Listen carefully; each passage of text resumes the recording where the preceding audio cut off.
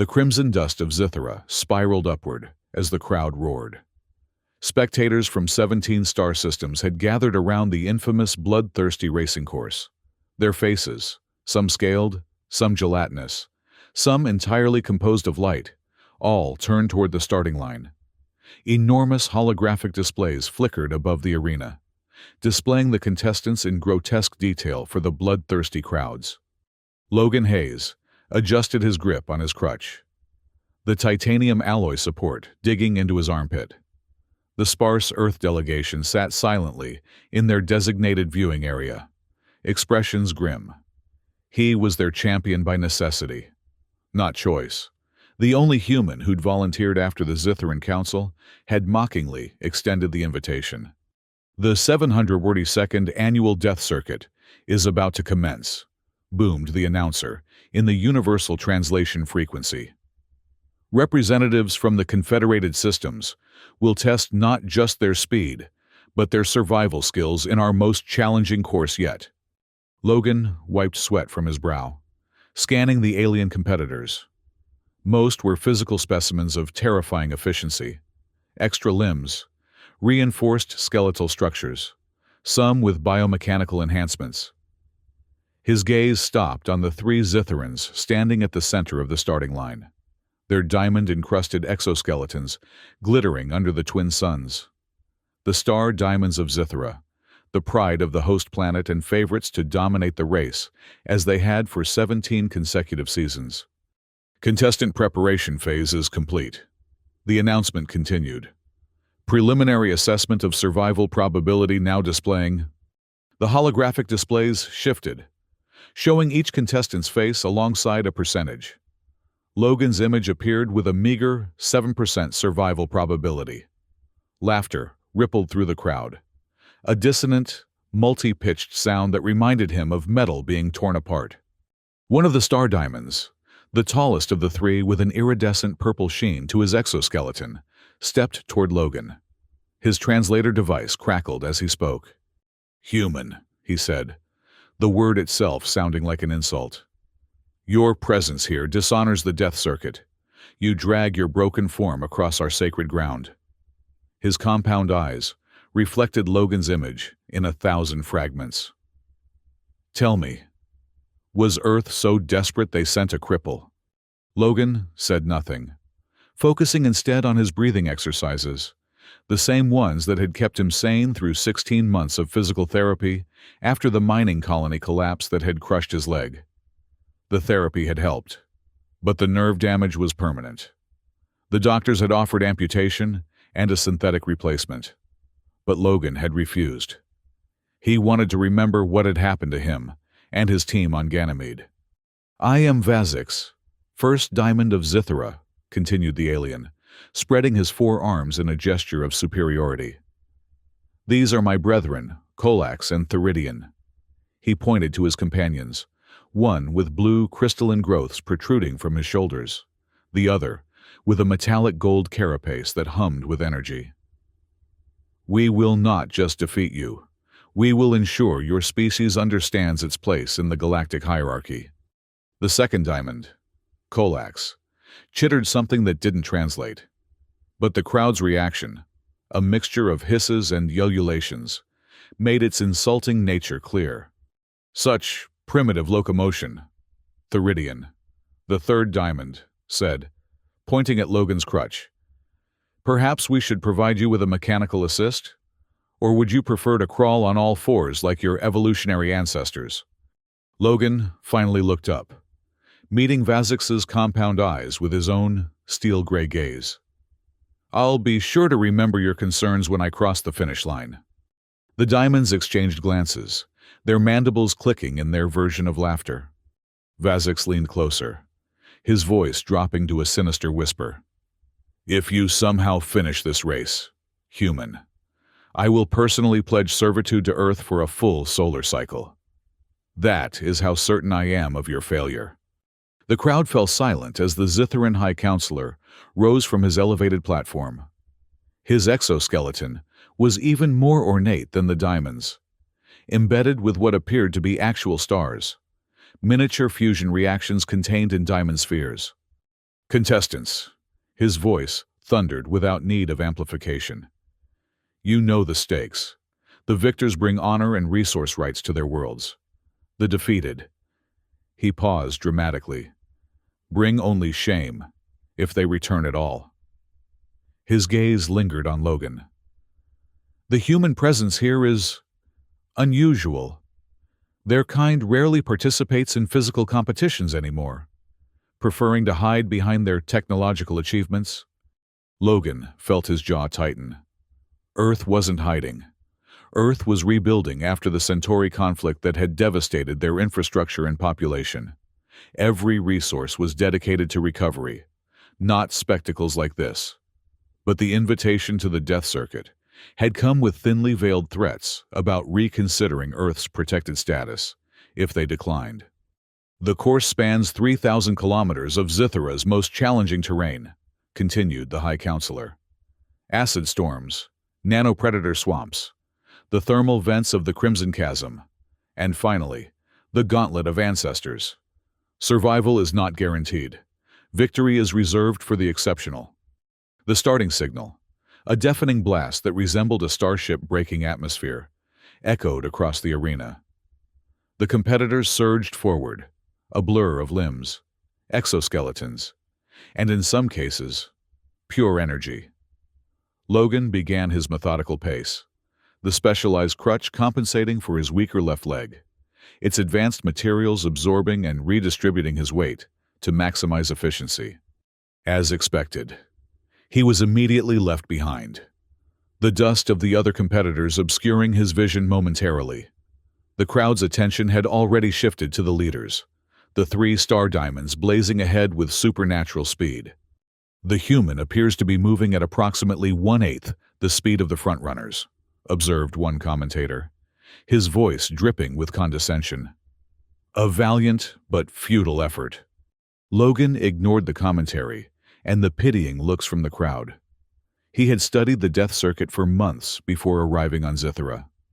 While the others sprinted toward the first challenge, the acid plains, he diverged slightly from the marked path, heading toward what appeared to be rougher terrain. Dr. Miranda Kowalski, Earth's chief xenobiologist and the only other human on Zithera, besides the small diplomatic corps, had been instrumental in his preparation. In the privacy of their assigned quarters, she had shown him satellite imagery of the course obtained through channels that would have enraged their hosts had they known. The traditional path through the acid plains is a trap, she had explained the night before. The storms follow predictable patterns influenced by Zithera's magnetic fields. By taking the western approach through the higher elevation, you avoid the worst of it. Now, as Logan followed this alternative route, he watched through specialized goggles as the frontrunners encountered the first acid storm. The caustic rain began falling without warning, droplets sizzling as they struck the ground, and competitors alike. Most had protective gear, but even the best shielding could only withstand so much. 2 smaller alien competitors, insectoid beings from the Proxima system, writhed as acid penetrated their exoskeletons. Their screams echoed across the plains, abruptly silenced as emergency extraction teams teleported them away. The Death Circuit lived up to its name with brutal efficiency. The Star Diamonds, however, seemed unaffected. Their crystalline armor repelled the acid, the droplets sliding off harmlessly. They maintained their lead, though Logan noted with satisfaction that they had slowed considerably to navigate the hazardous terrain. By the time Logan reached the edge of the acid plains 3 hours later, the storms had subsided. He had avoided them entirely, saving both energy and equipment. His path rejoined the main course as it descended toward the second challenge, the nanopredator swamps. 17 contestants had already been eliminated by this point, their signals gone from the tracking system. Logan checked his equipment one last time before entering the swamp, its surface deceptively peaceful, a mirror-like expanse reflecting Zithera's twin suns. The danger lay beneath. Nanopredators, microscopic machines originally designed for medical purposes, but reprogrammed for the Death Circuit, infested these waters.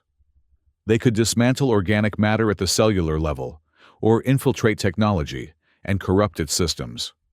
Logan's approach was different from the others, where most competitors attempted to speed through, hoping their momentum would minimize exposure. He moved with deliberate precision. Each step was calculated, his modified crutch testing the ground before he committed his weight. "The human employs an unusual strategy," observed a new commentator, this one sounding marginally less dismissive. While inefficient for speed, his methodical progress has kept him in the race longer than 6 other competitors who began with higher survival probabilities. The swamp deepened as Logan progressed, the viscous liquid now reaching his knees. He activated the electromagnetic pulse generator strapped to his belt, another piece of equipment Dr. Kowalski had insisted he bring, despite its weight. "Nanopredators operate on quantum communication principles," she had explained. "An EMP won't destroy them, but it will disrupt their coordination. Instead of facing a unified swarm, you'll encounter confused individual units." The device hummed to life, emitting pulses at irregular intervals that created rippling patterns across the swamp's surface. Logan felt the nanopredators brush against his protective suit, but they retreated after initial contact, unable to organize an effective attack. Ahead, he could see one of the competitors struggling, a gaseous entity contained within a technological suit that was now failing as nanopredators infiltrated its systems. The being's form became increasingly unstable until it dispersed entirely, leaving only its empty containment suit floating on the swamp's surface. Logan pressed on, the exit of the swamp now visible in the distance. The race's tracking system showed that only 12 competitors remained, including all 3 Star Diamonds, who had maintained their lead. But Logan's steady pace had moved him from last place to 9th, a fact that did not go unnoticed by the increasingly intrigued commentators. "The human's survival probability has been adjusted to 23%, announced the primary commentator. Still significantly below the Diamond's 92%, but a remarkable improvement from his starting assessment. As Logan finally emerged from the swamp, he caught sight of a familiar figure waiting at the designated rest zone, a mandatory checkpoint where competitors could receive minimal medical attention and replenish supplies. Dr. Kowalski stood with arms crossed, her expression a mixture of concern and pride. "You're doing well," she said quietly, as she helped him replace his oxygen filters and checked his vital signs. "But the Crimson Chasm is next. The thermal vents." "I know," Logan cut her off, taking a long drink of electrolyte-infused water. "I've studied the patterns. The vents erupt in sequences tied to Zithra's tectonic activity." She nodded, impressed by his preparation. "The Diamonds have taken a significant lead, but they're becoming interested in your progress. Vazik sent a drone to observe your exit from the swamp." Logan allowed himself a grim smile. "Good. I want them watching." After the mandatory 15-minute rest period, Logan resumed his journey. The terrain began to slope downward dramatically as he approached the Crimson Chasm, a massive tear in Zithra's crust where magma flowed freely, creating a network of ever-changing pathways across the molten landscape. The atmosphere grew increasingly toxic as he descended, his filtration mask working overtime to provide breathable air. Heat radiated in visible waves, distorting his vision despite the thermal protection layers of his suit. Here, the race's architects had provided multiple possible routes. Some were shorter, but crossed areas of frequent eruptions. Others were longer, but relatively more stable. Most competitors chose based on their natural or technological resistances to heat. Logan chose neither option. Instead, he veered toward what appeared to be a sheer cliff face at the chasm's edge. Dr. Kowalski's intelligence had revealed a network of maintenance tunnels running beneath this section of the course, passages used by the Zithran course engineers to access monitoring equipment. The tunnels weren't technically part of the race, but neither were they explicitly forbidden by the rules. Finding the concealed entrance required careful observation. Logan ran his hand along the rock face until he felt a slight temperature difference, a coolness that indicated artificial climate control behind the seemingly solid rock. Pressing his palm against the spot activated a hidden mechanism, and a section of the wall slid open just enough for him to slip inside. The tunnel beyond was narrow and dimly lit by emergency lighting strips along the floor. "Contestant tracking system shows anomalous data for the human participant," came the confused voice of the commentator. "His signal appears to be underground? This is unprecedented." Logan moved as quickly as his injured leg would allow through the maintenance tunnel, grateful for the respite from the extreme heat of the chasm above. The passage would bypass nearly 2/3 of the Crimson Chasm Challenge, allowing him to conserve energy for the final section of the race. He emerged from the tunnel 30 minutes later, rejoining the course at a point where most competitors would be exhausted from navigating the thermal vents. The tracking system immediately registered his reappearance, triggering a cacophony of responses from the commentators and audience. "The human has employed a shortcut not observed in the 742-year history of the death circuit," exclaimed the lead commentator. "The race officials are reviewing the rulebook to determine if this constitutes a violation." Logan didn't wait for their decision. He continued forward, knowing that the Zitharan pride would prevent them from disqualifying him publicly. To do so would be to admit that a human had found a weakness in their supposedly perfect course design. The terrain began to rise again as he approached the final challenge, the Gauntlet of Ancestors. This section was less about natural obstacles and more about confronting bioengineered predators, creatures designed to embody the most dangerous aspects of Zithara's evolutionary history. As Logan entered the gauntlet, he checked the race standings. The Star Diamonds still held the top 3 positions, but their lead had narrowed considerably thanks to his shortcut. He was now in 4th place, with only 5 other competitors still active in the race. The first predator emerged from concealment, a 6-limbed creature with razor-sharp appendages and multiple sets of jaws. It moved with terrifying speed, circling Logan and assessing his vulnerabilities. Logan reached into a pouch at his belt and removed what appeared to be a small metal sphere. As the creature lunged, he activated the sphere and rolled it toward his attacker. The device exploded in a blinding flash of ultraviolet light, a frequency particularly painful to Zitharan optical systems. As Dr. Kowalski had discovered, the creature recoiled, its outer membranes blistering from exposure. Logan took advantage of its disorientation to continue forward, knowing that more predators would be waiting ahead. What he didn't expect was to find one of the Star Diamonds, Theridian, the gold carapaced one, sprawled across the path, his exoskeleton cracked and leaking a luminescent blue fluid. A larger version of the 6-limbed predator stood over him, mandibles deep in Theridian's torso. Logan had a split-second decision to make. The rules of the death circuit were clear. Competitors could not interfere with each other, either to help or hinder. But there was no specific prohibition against eliminating the predators, attacking another contestant.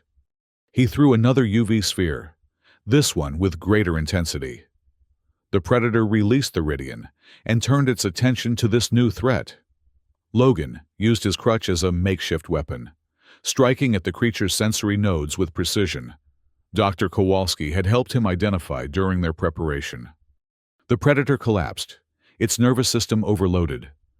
Theridian's compound eyes focused weakly on Logan, incomprehension evident even across species barriers. "Why?" the diamond managed to ask through his damaged translator. Logan didn't respond. Instead, he bent down and, with considerable effort, hoisted Theridian onto his shoulders. The alien was heavy, his crystalline structure weighing nearly twice what a human of similar size would. Logan's enhanced crutch adjusted automatically to the additional burden, its internal mechanisms whirring as they compensated. "What is this? The human appears to be carrying the injured 3rd diamond." The commentator's voice had lost all pretense of professional detachment. This is unprecedented in Death Circuit history. Logan continued forward, each step more difficult than the last. Theridian's weight threatened to overwhelm even his specially designed support system. But he pressed on, determined to reach the next clearing, where he knew another predator would be waiting. He wasn't disappointed. As he entered the clearing, a serpentine creature with thermal sensing organs rose from the underbrush. Behind it stood Kolax, the second diamond, his blue crystalline growths dulled, and his posture indicating exhaustion. The predator was focused entirely on Kolax, who had backed himself against a rock formation with nowhere to retreat. Logan's entrance diverted its attention momentarily, enough for him to deploy his final UV sphere. This predator, however, was adapted to light-based attacks. It turned away from the flash and accelerated toward Logan and his injured burden, with no other option. Logan swung Theridian's body forward, using the diamond's crystalline exoskeleton as a shield. The predator's fangs struck Theridian's armor and shattered, its venom glands rupturing from the impact. It retreated, hissing in pain and confusion. Kolax stared at Logan with what might have been respect, or possibly just shock. "You use my brother as a weapon?" "I use what's available," Logan replied, setting Theridian down momentarily to catch his breath. "Your brother lives. That's more than most would do for a competitor." "Why help us only to use us against our own creatures?" Kolax demanded. Logan smiled grimly. "I'm not helping you. I'm ensuring you witness what happens next." With that, he grabbed Kolax's arm with surprising strength and pulled the weakened diamond forward. Before Kolax could resist, Logan had bound his wrist to Theridian's, using a high-tensile cord from his supply belt. "What is this?" Kolax struggled against the restraint. "Insurance," Logan replied, securing the other end of the cord to his own belt. "Your brother is too injured to continue alone. You're too exhausted to carry him. I'll do both, and you'll come with us." "This violates the spirit of the competition," Kolax protested. "No," Logan countered. "The spirit of this competition is survival and dominance. I'm simply ensuring both in my own way." He hoisted Theridian back onto his shoulders and began walking, dragging the reluctant Kolax behind him. The cord between them allowed some movement, but prevented escape. The human competitor has now bound the second diamond to himself and continues to carry the third. The commentator sounded physically distressed by this development. Race officials are conferring on the legality of this strategy. Logan ignored the commentary and the increasing pain in his leg. The final section of the gauntlet lay ahead, a series of narrow bridges over chasms filled with more bioengineered predators. Crossing, while carrying one diamond and dragging another, would be nearly impossible. But Logan had come too far to falter now. As he approached the first bridge, a familiar figure appeared at the other end. Vazix, the first diamond, his purple exoskeleton now dulled with exertion, but still largely intact. "What abomination is this?" Vazix called across the chasm. "Release my brothers immediately!" "They're not prisoners," Logan replied, his voice steady despite his exhaustion. "They're my witnesses." Vazix's compound eyes reflected Logan's image, a human, injured but unbowed, carrying one diamond while dragging another. "Witnesses to what?" "To your defeat," Logan answered simply, "and to the fulfillment of your pledge." Understanding dawned in Vazix's posture. "The servitude pledge. You cannot seriously believe—" "I'm going to finish this race," Logan cut him off. "And when I do, you will honor your word." Vazix chittered something in his native language that the translator didn't catch. Then he turned and fled toward the finish line, visible now in the distance as a shimmering archway of energy. Logan began the treacherous crossing, testing each step with his crutch before committing his weight. The bridges swayed alarmingly under the combined weight of three bodies. Beneath them, predators leaped futilely, unable to reach the contestants, but creating a psychological barrier that had broken many racers before. Halfway across the final bridge, Disaster struck. One of the support cables snapped, causing the entire structure to tilt dramatically. Logan lost his footing, and Theridion slipped from his shoulders, hanging precariously over the edge, saved only by the cord connecting him to Colax and, by extension, to Logan. "Cut the cord!" Colax shouted, as the bridge continued to deteriorate. "Save yourself!" Logan didn't bother responding. Instead, he drove his crutch between two planks of the bridge, creating an anchor point. With his free hand, he began pulling on the cord, dragging both diamonds back to relative safety. The effort sent waves of agony through his damaged leg.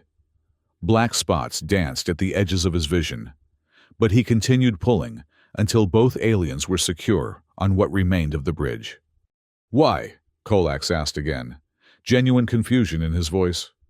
"We mocked you. We believed you inferior."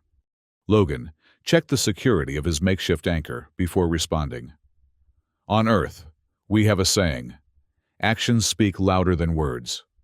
I'm not interested in your mockery or your beliefs.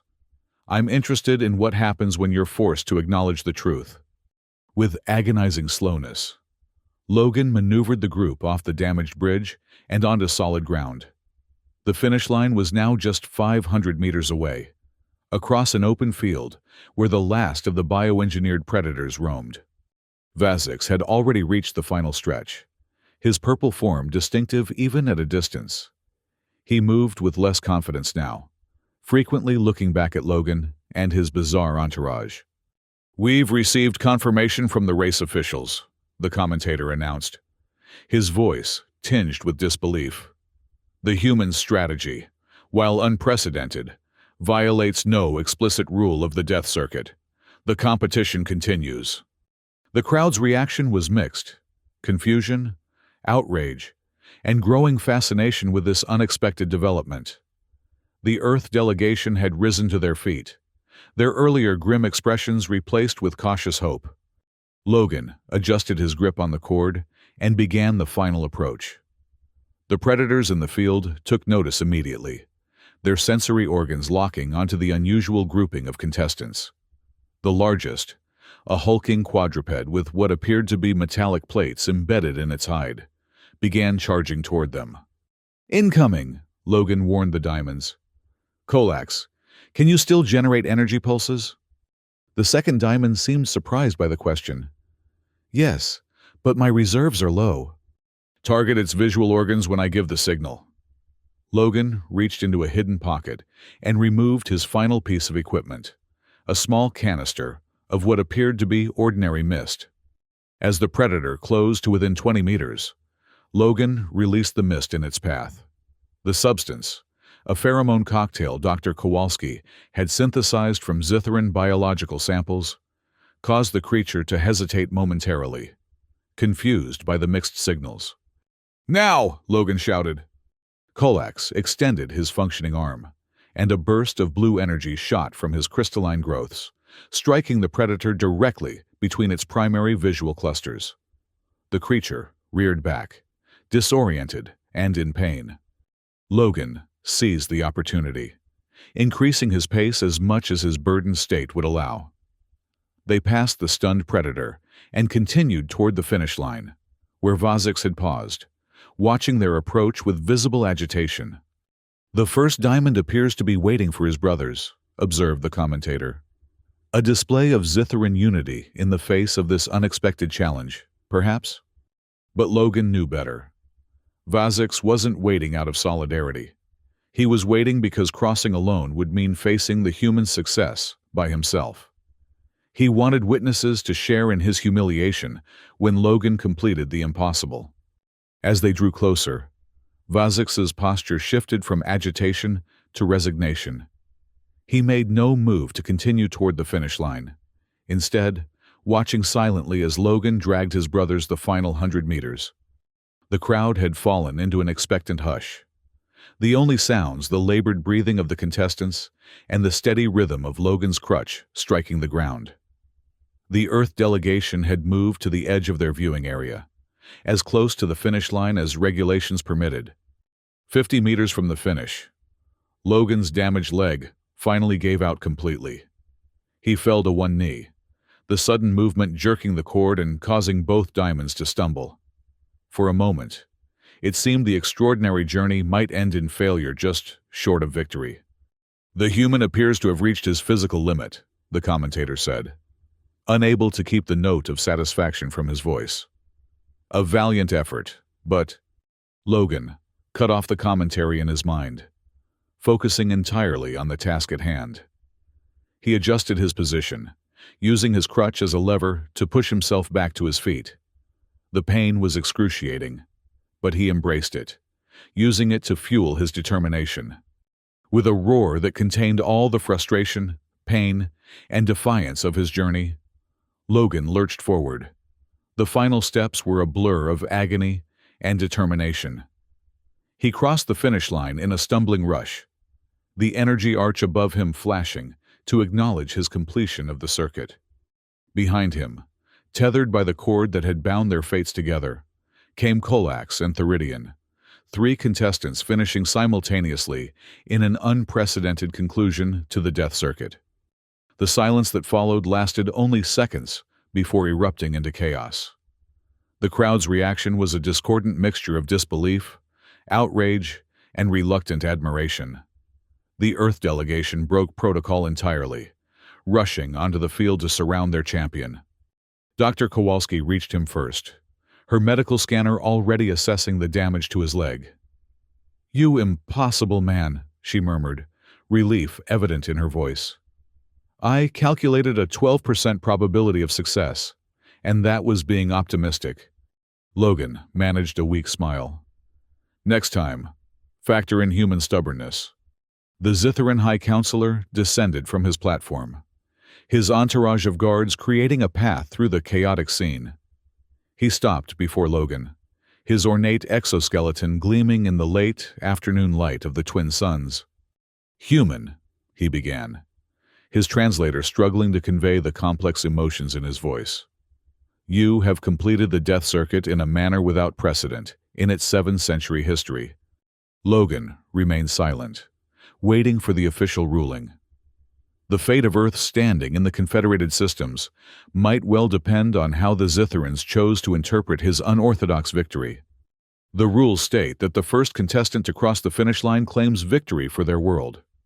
The High Counselor's compound eyes shifted to where Vazix stood, still at the edge of the finish area. "The first diamond reached the final approach before you." A murmur of discontent ran through the Earth delegation. Logan tightened his grip on his crutch, preparing for a diplomatic incident. "However," continued the High Counselor, raising a limb for silence, "Vazix did not cross the finish line." He stopped. The counselor turned to the first diamond. "Explain yourself." Vazix stepped forward, his once proud posture now subdued. "I made a pledge," he said, his voice carrying across the suddenly silent field. "I swore that if the human finished the race, I would pledge servitude to Earth for a solar cycle." The High Counselor's exoskeleton vibrated in what might have been surprise. "Such a pledge is binding under our laws. Did you speak in official capacity?" Vazix hesitated, clearly searching for a loophole. Finding none, he lowered his head. "I spoke as first diamond of Zithara." "Then the victory belongs rightfully to Earth," declared the High Counselor, his tone suggesting the matter was settled. "The human has not only completed our course, but has secured the service of our greatest champion through honorable means." The announcement sent shockwaves through the assembled crowds.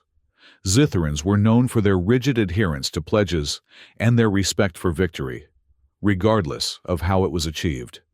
By their own cultural standards, they could not dispute the outcome without losing face entirely. Logan released the cord, binding him to the 2 diamonds.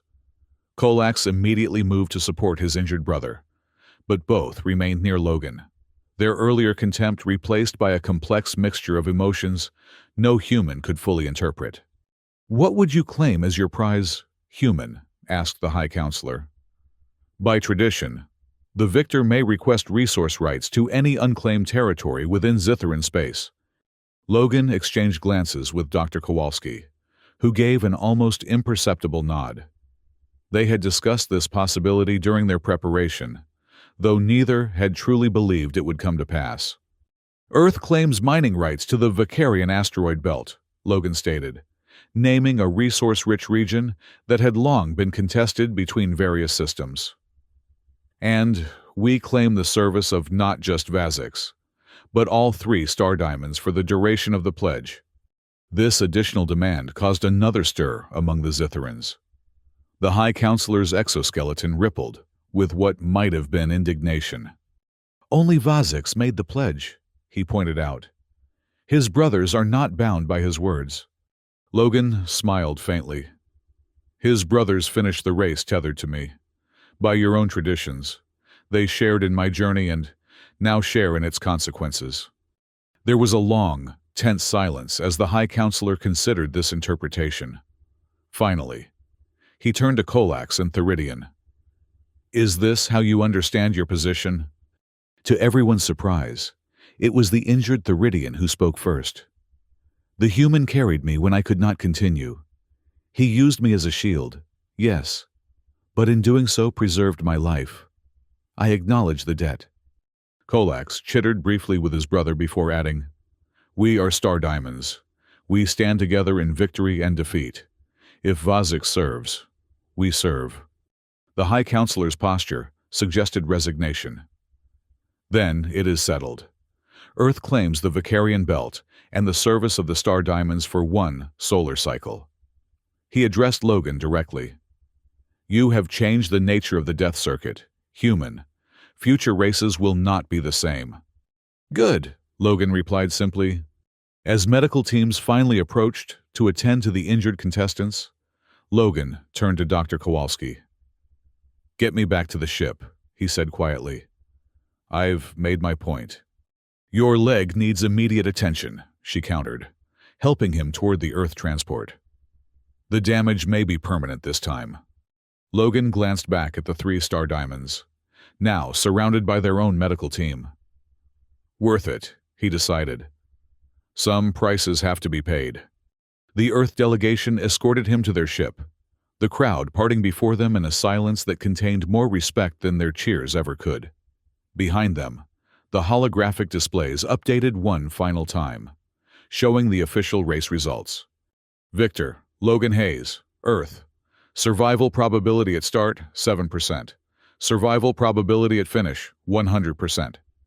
3 months later, Logan stood at the observation deck of Earth's newly established mining facility in the Vicarian belt. His leg, now supported by a more advanced brace, rather than a crutch, still caused him pain, but the doctors had managed to prevent further deterioration. Behind him stood the 3 star diamonds, their exoskeletons now bearing the insignia of Earth alongside their traditional Zitharan markings. They had proven to be valuable advisors, their knowledge of interstellar politics and resource management helping Earth secure a more prominent position in the Confederated Systems. The first shipment of rare Earth elements will depart for Sol tomorrow, reported Vazix, his translator now producing much more nuanced English. Preliminary estimates suggest a 300% increase in Earth's manufacturing capacity within 1 standard year. Logan nodded, his gaze fixed on the asteroid field beyond the reinforced viewport. And the diplomatic corps reports that 3 more systems have requested trade agreements now that we've demonstrated our resource independence. Your strategy was effective, acknowledged Colax, who had taken to studying human history during his service. You did not just win a race. You altered the perception of humanity throughout the Confederated Systems. That was always the point, Logan replied. The race was just the means. Theridion, whose injuries had healed but left permanent discoloration in his golden carapace, moved closer to the viewport. The Zitharan Council has announced changes to the death circuit. Future races will emphasize ingenuity over physical prowess. Logan smiled faintly. They're quick learners. There is talk, Vazix added carefully, of extending our service beyond the pledged cycle. not as servants, but as allies. Logan turned to face the three beings who had once mocked his disability and now stood as Earth's most unlikely advocates. "I think that could be arranged." As the four of them looked out at the vast field of resources that would help rebuild Earth's future, Logan reflected on how far they had all come from that starting line on Zithera. The race had been brutal, the victory hard-won, but the true prize wasn't the mining rights or even the service of the diamonds. It was the respect that could only be earned through actions, not words. A respect that would ensure humanity's place in the stars for generations to come. Behind them, displayed prominently in the facility's main hall, hung an image captured at the moment Logan crossed the finish line, limping, exhausted, but unbowed, with three once mighty aliens in tow. Beneath it was inscribed a simple phrase that had become something of a mantra among human diplomatic corps. They mocked him for limping. He finished the race dragging three of them behind him.